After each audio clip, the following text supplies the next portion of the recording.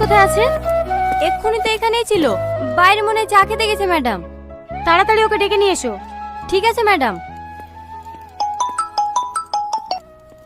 Hello Rashid, তোর মা মারা গেছে। আমার সব শেষ হয়ে গেল গো। আমি কেন নাম করতে গেছিল, আমি কেন নাম করতে গেছিল। কি হয়েছে? আমার মাকে বাঁচাতে পারলাম না বেটা, আমার মা মারা গেছে। আমি জমি জায়গা বেঁচে বাইরে অপারেশন করার লেগে টাকা জোগাড় করতো, সেই টাকা মানুষের বাচ্চারা চুরি করে নিল গো। আমার সব শেষ হয়ে গেল গো। আমি আর কাকে মা বলে ডাইব গো।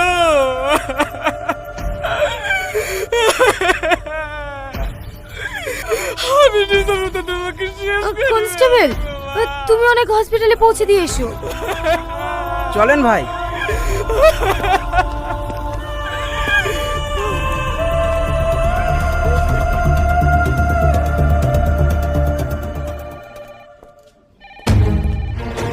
অ্যাকাউন্টের ডিটেইলস গুলো পেয়েছো? না ম্যাডাম, আমি ব্যাংক ম্যানেজারকে ফোন করেছিলাম, আধা ঘন্টার মধ্যে পাঠিয়ে দেবে।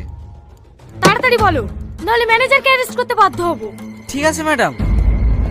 একটা অ্যাকাউন্ট ডিটেইলস পাঠাতে এত সময় কেন? ম্যাডাম, কি হয়েছে? এ দেখেন ম্যাডাম, রাশিদ শেখের অ্যাকাউন্ট থেকে যে অ্যাকাউন্টে টাকাটা ট্রান্সফার হয়েছে সে অ্যাকাউন্টে গত 3 মাসের স্টেটমেন্ট। আপনি শুনলে অবাক হবেন, গত 3 মাসে 1223টা অ্যাকাউন্ট থেকে 108 কোটি টাকা স্ক্যাম করা হয়েছে।